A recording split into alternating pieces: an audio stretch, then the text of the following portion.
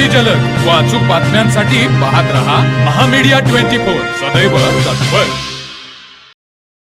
टोप परिसरात शेतकऱ्यांचा पारंपरिक आणि सांस्कृतिक वारसा जपणारा महाराष्ट्रीयन बेंदूर सण मोठ्या उत्साहात आणि पारंपरिक पद्धतीने साजरा करण्यात आला।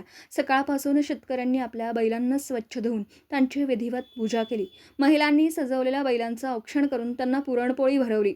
वर्षभर शेतात कष्ट करणाऱ्या बैलांप्रती कृतज्ञता व्यक्त करण्यासाठी हा सण आनंदोत्सवात साजरा करण्यात आला।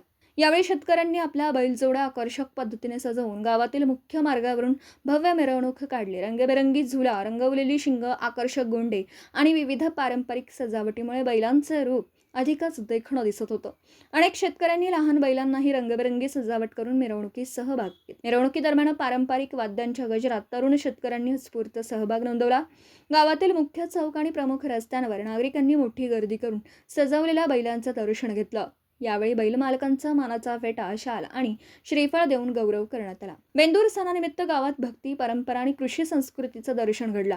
शेतकऱ्यांचा सच्चा साथीदार असलेल्या बैलांप्रती आदर आणि कृतज्ञता व्यक्त करणारा हा सण टोप परिसरात आनंदी आणि उत्साहपूर्ण वातावरणात संपन्न झाला। टोप प्रतिनिधी मिलिंद कुशिरे। तर मग चला सबस्क्राईब करायला विसरू नका महामेडिया 24 न्यूज चॅनलला। महामेडिया 24 सदैव तत्पर।